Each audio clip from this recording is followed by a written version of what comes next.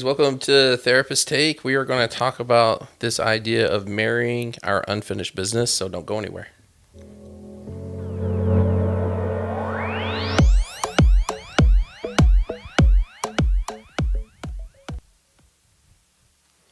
Hello, everybody. Welcome back to Therapist Take, which is now a podcast in addition to our live broadcast. So if you're listening to this on the podcast, we would encourage you to go check out the show notes. There's going to be lots of great resources there, but also links to our YouTube channel and Facebook page. And you can pick which one to watch us on if you want to watch us live or go watch the rebroadcast of this episode. I'm a YouTube kind of guy. What about you? Podcast. You would just you don't listen. want to watch it. I'm not going to watch. No. Right. Just listen. Right. But yeah, head on over to YouTube, subscribe to the channel.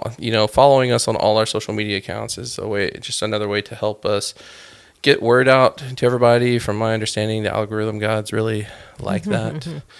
And so, but whether you're on watching this on YouTube or the rebroadcast on or listening to it on the podcast, just make sure you check out the show notes or the description, because we try to put a lot of resources, the things that we talk about. Sometimes as we're talking, we start mentioning certain resources, right, and I'll go back in and add those in there. But also, one thing that's kind of cool about YouTube is that if you haven't noticed, you can chapter out segments now. So I usually try to go back in, especially on these longer videos that are like 30 minutes or longer, go in and put chapters in there so that you can, if there's a part you want to skip or something you want to go back to and re-listen to it or something, it can kind of bookmark it for you in that way. And so do that. And also, you're welcome to ask questions during the live broadcast. And but just remember, this is a public forum, and so we can't protect confidentiality in that. But you are welcome to put your question out there. So we are going to talk about this idea that comes from a book by Lori Gottlieb, where she says we marry our unfinished business. And so we're going to talk about a few different things. Usually, like when we put the topic screen up, for those of you watching this, you can see usually different points we're going to cover. And really, this one is just more just like certain questions that we're going to kind of talk about. First of all is like, what does that even mean? Marrying our unfinished business. And then if it happens, what is our unfinished business? What happens when you finish your business? And then, where do you go from there? Type thing. And so that's kind of what we're going to spend the next 25 minutes probably talking about. Okay. Right? All right. But first of all, a word from our sponsor. We don't have any. We don't have any. Yeah. So, but you get to fill that space then, yeah. Josh, right? But it is like, we come to work, Carrie, and then we, as first time I see you walk in and you're like, all right, you ready to do this? Let's get this thing. And then we got to talk about it. And I forgot, how are you doing, Carrie? Yeah, you didn't even ask me. I know. I'm fine. Yeah. How are you doing? Good. Okay. Good. We just jump right into business. I feel much more comfortable talking to you when there are these mics right in between our faces. Yeah. Just sets the stage, right? Yeah. Like it's getting to the point now where when I'm talking to regular people, I feel very unsafe. They don't have a microphone in front of their face. Must mean you really need to be heard, Josh. I don't know, man. If that ever happens, I need somebody to pull me back. All right, I'll take that on. Take that on. Yeah, I don't want to get sucked into the media world that much. No, I don't either. Right. So, okay. So we were kind of talking about, we're kind of doing this backwards a little bit because usually we'll kind of do the book review at the end. But since this topic is coming directly from that book, I don't know if that is her actual quote or if she's quoting somebody, but it is kind of attributed to Lori Gottlieb, who wrote the book, Maybe You Should Talk to Someone. Mm-hmm. And in that, she says, we marry our unfinished business. So I think it's a good book. Yes, you do. I enjoy it. I thought it was I don't know if it was because it was hitting me because of certain things I was going through in my life or whatever. I don't know. I just thought it was a really good book written by a therapist. It's kind of a memoir. Yeah, no, right? Yeah. I think that's the best part about it, is that it's about her being a therapist, going to her own therapy. Yeah, and she was kind of cleverly, in my opinion, wrote it by reflecting on a few different clients, like 4 or 5 different clients she was seeing, and then their story was kind of impacting her story. And maybe that's what I like the most about it, is because that does happen. I mean, how many times when, we set up times for consultation, for example, we are talking about specific cases so that we can figure out how to help. But then sometimes we're making our lunch and sitting down, and then all of a sudden we're consulting again, when this is supposed to be our just kind of wind down time before we go into another session. Because when you do this, for 5, 6, 7 hours a day, every day, it definitely impacts how you see the world, right? For sure. Yeah. Is that what you appreciated about her book? I think so. And so it might appeal more to therapists, and I don't know if someone who's not a therapist. People liked it. I think it. Well, it's a bestseller. Yeah. So I'm assuming that's not only being bought by therapists. Then. All 5,000 of us in Oklahoma bought that book. Purchased it. No, but what is it about this quote, Josh, that stood out to you? Because you wanted to talk about this. Yeah. For days. So to kind of give people context, we were doing a consultation, right? And it was somebody else and it was on a Zoom call that we were doing, and somebody else actually brought that quote up, and I don't know why I missed it the first time around, but as soon as she said it, I was like, whoa, we marry our unfinished business. And I'm like, well, what happens when you finish your business? Mm-hmm. If that's true, what happens when you finish your business? What happens to the marriage, And it really got me thinking about the work that we do with couples and dealing with a lot of betrayal trauma and rebuilding of the relationship. We often talk about the marriage dying, that like the infidelity is kind of the death blow. Whether they stay together or not, they've got to create something new. Right. And so it just really resonated with me as I like it better than the traditional, we marry our mom, men marry their moms, women marry their dads, type thing, I think that you marry your mom, their dad, I think that's just so, most people's answer is nuh-uh. And not just in full denial, but like it just doesn't fit. It doesn't hold a lot for people. Sure. So I think it's easy to be like, that doesn't work. But to this broader statement of marrying your unfinished business. Yeah. Well, everybody's got unfinished business. Yeah. And it can come from multiple sources. Right. Too. Right. So, I mean, I never really have liked the men married. First of all, it's too gender specific, absolutely, like in heteronormative. Right. Men marry their moms, women marry their dads. I think that many times in here where I'm like, this guy married his dad more, but then I see like, but there are things where his unfinished business has to do with the trauma or whatever happened between he and his mom or whatever. So it's and then there's bullying that happens so things happen with peers, and then there are grandparents raising grandkids, and there's so many different things, and so I think I like that framework better. But it still poses the question, I think your first question, so mine was like, ooh, what happens when you finish your business? But your first question was, do we do it? Do we marry our unfinished business? So what are your thoughts? I guess that first "do we do it" comes from more of that psychodynamic, Freudian, you want to marry your mother and kill your father stuff. That's where it came from a little bit. Yeah. With my initial question, do we? Or is that just more of that psychodynamic marrying your moms and dads stuff coming in? And you and I are not psychodynamically trained. We were introduced, but that's not our bread and butter. And so that that model just in general is something that's interesting, and I like using it to create more contemplation. But I don't find it as fitting. And so I think that's where my question is, but do we? comes from. So your question is kind of a balk, right? Like, Yeah. But I think that's good because mine was like, "Ooh, I'm jumping right in this Right, thing." right. That Well, sounded good. Okay, yeah. and I think but I think it's good to have. I think it's good to balk at those things so that the appropriate questions can be asked.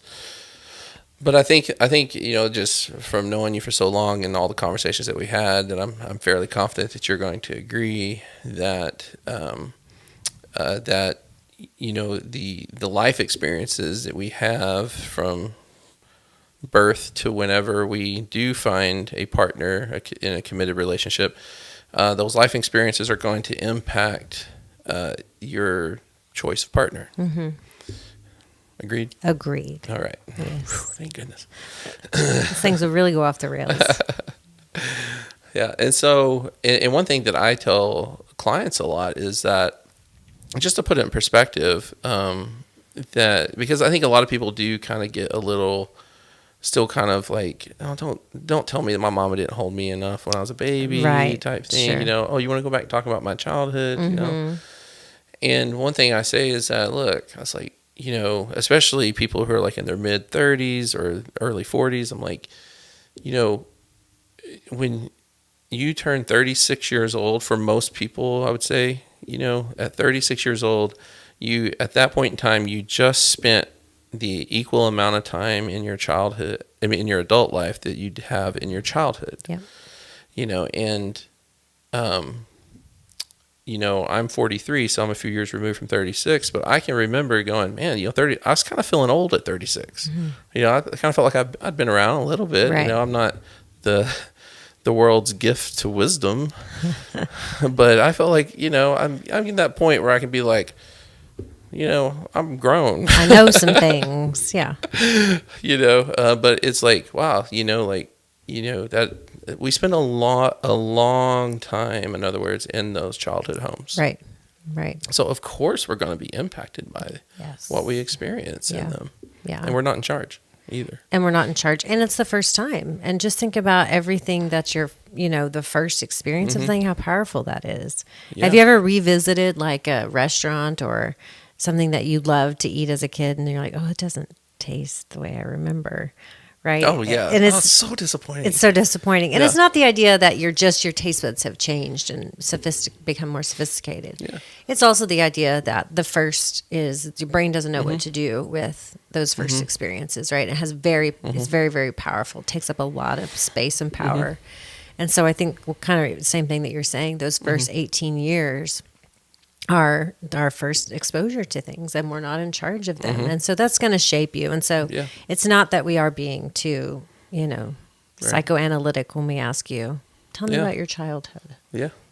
Yeah. Speaking of that too, a funny story is that I won't eat nacho cheese with, chips. So like your ballpark nachos, basically. I will not eat them. If you had those at your house, I wouldn't touch them. I would say it's gross. Or sometimes I'm going to admit to something here. Sometimes when I go to Taco Bell and they're like, I have to ask them, is it nacho cheese or shredded cheese? Because don't put nacho cheese on my taco, And I'm like, because it's gross. But when I go to a ball field, I will devour ballpark nachos. But only at Little League games. I go to like a major league game or something. No, won't touch them. Josh. But it's like I'm eating my childhood. Yeah. Right. The power of context. Sure. Yeah. Of course. Yeah. So all of a sudden they taste good when they come out of a place that probably they have all kinds of germs and other things we don't want to know about. Well, it's just powdered orange stuff anyway. So you're all right. What is it? I don't know. Don't look. Don't look. Right. Don't. Yeah. No. But to that point, so when we talk about marrying our unfinished business, is that I think a way to kind of think about it is like, when my wife and I got married, she had this checklist of all the things that she wanted in a guy, and someone had told her once, like, if he doesn't meet all these things, then don't do it, And so I'm, to my credit, check the box. Check. that I met all the things on her list, right? And apparently, after visiting with different people, that a lot of people do that. But one thing I talk about is that there is, you got, for every 10 things you have on your checklist that you're conscious of, you've got 100 things that your brain's checking off that's meeting a standard that you're not even aware of. Sure. That's happening, right? Sure. And so, sometimes they don't need to be checked off. I mean, because we do tend to gravitate toward what's familiar. So, so sometimes people who've had more trauma, who've experienced more of the darker side of life than they ever should by the time they enter into those relationships, they might gravitate toward a relationship that isn't good for them, and they might do that a few times before they start to realize something's going on here. And just a disclaimer here, I don't want anybody to ever think, like, if you're in a domestic violence situation or you've been cheated on, that it's your fault because you chose wrong. Right. Like anybody that tells you that, you need to turn and run because they do not have your best interest at heart. I do think that when you find yourself in these situations over and over again, you got to look at a deeper thing that might be going on. Right. Also not your fault. Right. Familiar is very powerful. Sure. Right. Yeah. And that's another way of saying the brain is very powerful. The brain is very powerful. The brain likes familiar. Yeah. And this is a part of our brain that operates without our permission. Absolutely. The unconscious. Right. And that's one of the books, I like really well is The Untethered Soul, where he says, I think he's quoted as saying, like, something to the effect of, it's Michael Singer who wrote that book that said, we are not the voice of our mind. We are the ones that hear it. And I really like that because it does reflect on that idea that there are a part of us that's operating without our permission. Yeah. It's very parts language. Yeah, that's good. Yeah. Parts language. Okay, so if we're in agreement that sometimes our partners reflect our unfinished business, another way that I've said that to clients over the years is in committed relationships, we tend to expect our partners to make up for where other important people fell short in our lives. It's another way that I've said that. Sure. And I think we all do that to some degree, especially when we're new, kind of babes in our adult life, right? And so if you're having this revelation that my partner is some version of my unfinished business, I think one of the things that happens sometimes to people is like, another person can't be my unfinished business. I can't. It's not going to work. I mean, you've seen that. Yes. We've seen that in session before where it worked for a while and then it didn't anymore. Right? And now they're left to finish their business. Yeah. And I think it works for a little while because of the thing you always like to talk about, how the beginning of relationships, that falling in love, right, is very codependent, is very all-consuming, feels really good, right? And it has, it has a shelf life because being that connected and slightly obsessive about somebody else is not a sustainable position, right? Yeah. You just can't do that. And so I think that's why a lot of the business that's unfinished is hard to see until the relationship has been established for a little while. And some of that normal developmental process of a relationship have settled from that infatuation beginning stage to, kind of like more everyday life, more reality. Yeah. And that's often when people start saying, oh gosh, right? Things aren't the way they were before. And depending on where they are in their life, is this a pattern? Right. Right. Which reflects perhaps the unfinished business. Yeah. And I think, to the question of what is the unfinished business, I think that it's some version of self-discovery is really what I think it is. Because I do think that, I don't know how we can do it any differently in what I'm about to say, because I think that we get launched into our adult life playing kind of Mad Libs with our life. And so it's like the rules have been written for us based upon the rules we whatever kingdom we lived in and born into. your home, your parents, your grandparents, whoever was writing the rules, shaped and molded your how you're going to do life moving forward. And it's like I'm going to go into life with a set of rules, but there are a bunch of blanks. And I'm going to fill in the blanks because it's I got to be different because it's my life, right? So I'm going to fill in the blanks, and then over the course of time, you realize like it's not enough. Like it's I've got to actually kind of scrap the whole thing and just start rewriting. And and I think that's why it takes so long, or when I say so long, it feels really long to people going through it, but in the grand scheme of life, it's not that long, but it feels that way. But that, I think the brain is really having to examine like every rule, every principle, every value, put it under the microscope, and then decide, is it going to be part of the new way or not? Right. Or is it going to get scrapped? Is it going to move forward? Or does it just need to be altered some? And that just takes time. And, whereas before you have a page full of paragraphs and sentences with just blanks that you have to fill in. And this way, you don't even have a table of contents. Like it's just blank pages. Right. And so it can be a little overwhelming for people. Sure. But I think even saying it like that, like you're saying, means it's not going to start happening at 18. Right. Yeah. Because you're still working from perhaps that, the world's established playbook for you. Yeah. Well, when you think about the work that we do, we are quite literally helping people rewrite their rules to their life. I mean, how many 20-year-olds, 25-year-olds have we worked with that's what we're doing? We have, but it's not very many. Right.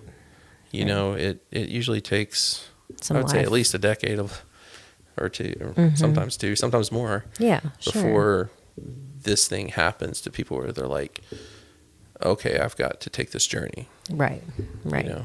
So when you're even thinking about in the therapy room, Josh, when you're talking about unfinished business, would you also be using it as a description of the patterns in your life? Would that also be a way that you would help people become more aware? For example? I think that, like you're talking about age, I think there are a lot of 25-year-olds aren't aware of their patterns because they don't know if everything is a pattern yet. They're at the beginning, right? So is this unfinished business or is this something else, right? So you're talking about like patterns related to like habits or like perhaps communication patterns? Yeah, communication patterns, conflict patterns, right. Even who you find yourself attracted to. Is that a pattern? And if you're at the beginning, it can't be a pattern because there hasn't been enough opportunity for repetition. Yeah. But, is there a pattern in those things? And does that reflect unfinished business? I think so. But I don't necessarily think, I don't necessarily think changing the pattern is the unfinished business. I think it's becoming aware of it. Yes, I agree. And examining it. So it's like, getting off autopilot, and that's miserable, by the way. Like if you can't get back on ever, it's like you're like constantly overcorrecting, trying to get back on autopilot. I think that's what a lot of people are going through when they get knocked off of it. Yeah. But like, for example, if typically what you would do is I'm a guy, it's like, and so, a girl comes walking. I'm entering into a building, and a girl's walking behind me, and I'm gonna, by just autopilot, my pattern is to just open the door for her because that's what a gentleman is supposed to do. Sure. Right. And so I think when you're going through this thing, this rewriting thing, and like a self-discovery, what I tell people is like, why? Why are you supposed to open the door? Sure. And they kind of look at me sometimes like, man, you're a jerk. And I'm like, no, it's like, I'm not saying that you shouldn't open the door. Sure. That might be something that you want to be part of your value system as you move forward in life. But I think, can't we at least just ask the question, like, why do we have to? Like, who said? Why do you have to take your hat off when you enter a building? Why do you have to put your hand over your chest when you say the national anthem, or sing the national anthem? So it's not saying you can't do that or you shouldn't do it. Right. But one thing that I found myself doing when I was going through my journey is like, I got real defiant with wearing my seatbelt. And like, I was just like, this is my big rebellious thing in life. Like, I'm going to show you, I'm not going to wear a seatbelt, and my thoughts like, I did, by the way, if I get pulled over and I get a ticket, I'm just going to pay the ticket. Yeah. I'm wearing my seat, and that actually happened. I got pulled over, I got a ticket. You got a ticket. Yeah. You had to pay it. But it was just kind of like, I think I was also going through like that, why do I have to, type thing. Yeah. And I was a little angry. Yeah. But those journeys, I mean, unless you have maybe a personality that's always questioning authority and, that more rebellious type that rebels just to rebel, I think most people are compliant. And so the idea of I'm going to have a protest behavior, like not wearing my seatbelt, right? Right. It is about that. It's an extension of starting to ask those hard questions. Right. No, absolutely. And it reflects your business then, right? Absolutely. I mean, who are you beating when you don't wear a seatbelt? Right. The man. Right. I know. Whoever that is. I know. And why does it have to be the man? But no, yeah, it's all those questions. And then, that's, I think what we do, like going back to what I was saying earlier, is we tend to expect our partners to make up for where other important people fell short. And that's very similar to what I think Lori Gottlieb is saying about marrying your unfinished business, is that, it might seem like that works in the beginning because this person, like, say that I grew up with some kind of love deficit, and then my partner just really filled that void, and it felt so good in the beginning. And then, I remember an old professor of mine that said, what's sand in the shoes before you're married becomes rocks after you're married, so all of a sudden now this thing that was like, oh, I loved how she squeaks when she laughs, and it's like, I can't stand how she squeaks when she laughs, type thing, but it's beyond that too. It's like this, I think it exhausts the relationship, like where, it's fun and feels good in the beginning, and probably for the other person too, because I also don't think, we're kind of talking about codependent relationships here. Right. And I don't think that it just means one person's codependent. Right. I think codependency can look different for both people, but it's a codependent relationship. It kind of requires two people to be involved. Two people on the other side of the teeter-totter. And so it's, it feels really good in the beginning, and we're both drawing off of that, but then it's like, it starts becoming exhausting because if I have some love deficit, and then my wife can't, if she needs to love something else at some point in time, which is going to happen, then I start freaking out or whatever. Like, no, you're pulling away from me, and then now we got a problem, right? And so that, I think, whatever it takes, and I don't think it means people have to be cheated on or anything like that for people to go through this. And I hope that doesn't happen to people. But I do think that most people will go through this re-examination of, oh, wait a second, this person, I've been utilizing this person to kind of mask this unfinished business. I need to finish the business. Right. But here's the dilemma, and this is what hit me the hardest when we were talking about this the other day. That what happens to the relationship when you finish your business? Yeah. Because if that's true, I'm about to cough, sorry. If that is true, that we tend to marry our unfinished business, and we realize that, then that means that marriage or that committed relationship is kind of born out of the unfinished business, that premise. Loss, deficit, something, yeah. So I kind of think this is why people are so resistant to doing the work, is because I think intuitively they know, if I do this, what is this going to mean for us? Everything, and I think the rules change, like we talked about a couple. I mean, how many times have you seen this? A lot. With couples, right? And there's kind of almost a time frame. Yeah. Yeah, and we have to help them pace themselves. Yes. And like it's not a race to the finish line, right? Because we are talking about a very big deal. And so it's kind of, slightly nudging people in that direction, but it's helping people get to the point where they realize that, like you can keep doing what you're doing forever if you want. Right. And this is what it'll be. Right. And it's not a very, pleasant future. Right. So it seems. Or you can take this journey and hope that the other person in their journey through this, that you'll be able to figure out how to dance again, To be together. and create a new dance together. Yeah. But that's really scary. Like, Yeah, it is. Yeah. letting go and jumping into the unknown. It's very scary. Yeah. But it makes me keep thinking of that quote. I always tell my clients, it's my favorite quote as a therapist, right? The M. Scott Peck Oh, yeah. quote, right? Mental health is a commitment to reality at all costs. Right. And so you can stay in the space where we pretend it's the same and we know it's not the same. But that's not reality. The reality is it's different. Right. And is that the healthier route? More painful, perhaps, but also more accessible for joy and satisfaction, right? Yeah, absolutely.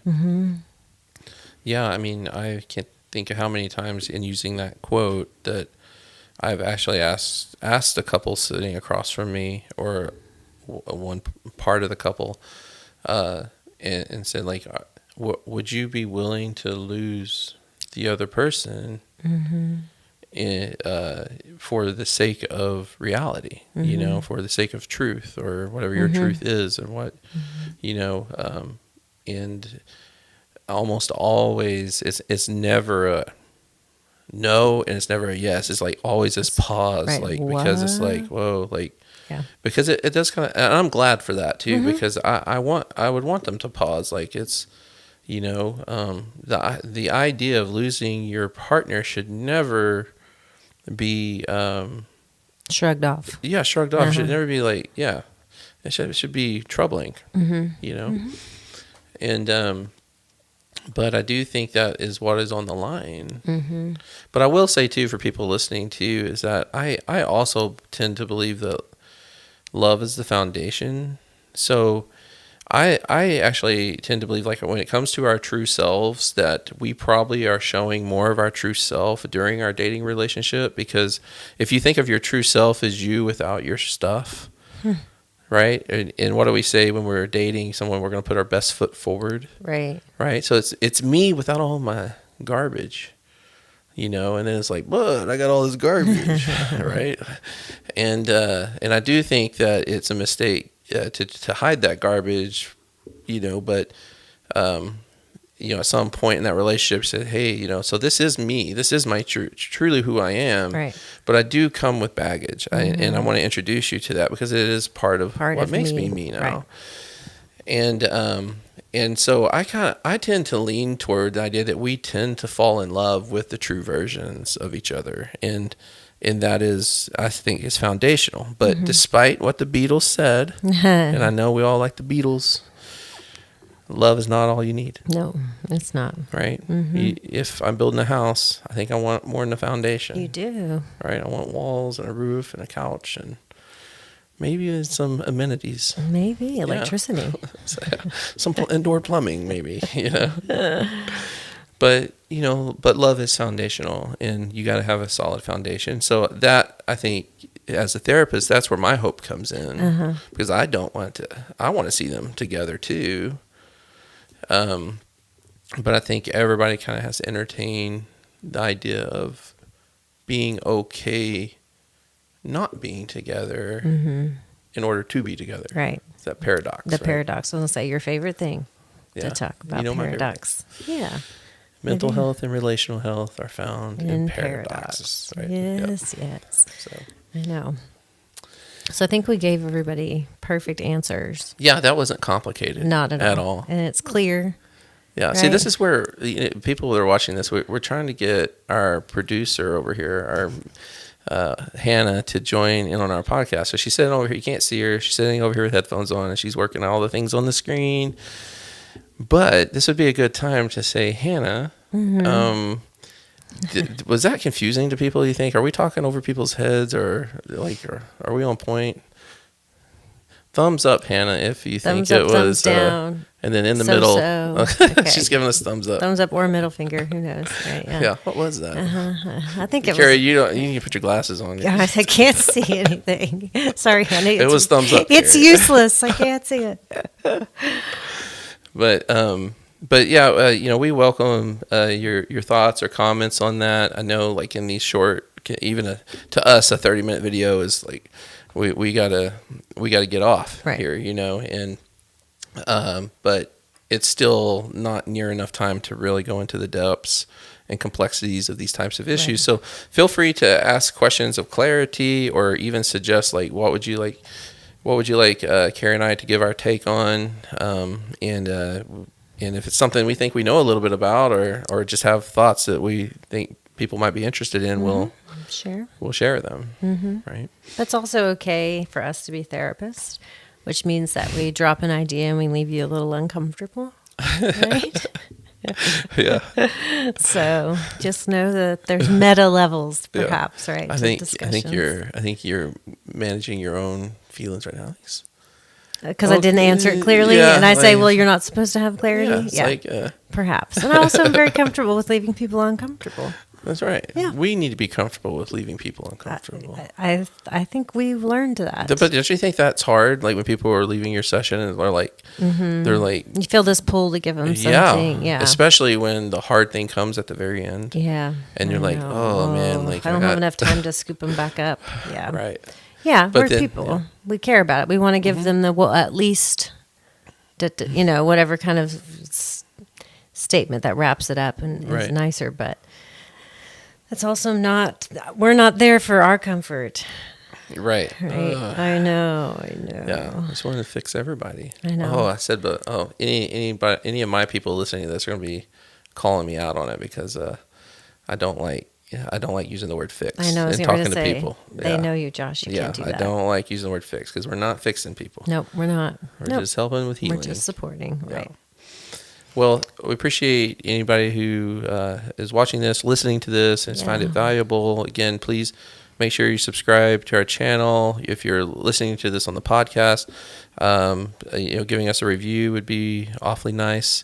So again, awfully nice, meaning give us the nice reviews. If you're not gonna give us a nice review, just don't give us one. How about that? Silence is deafening. Yeah. So, anyways, but appreciate everybody who support us, and we'll be back here next time. All right. Thank you.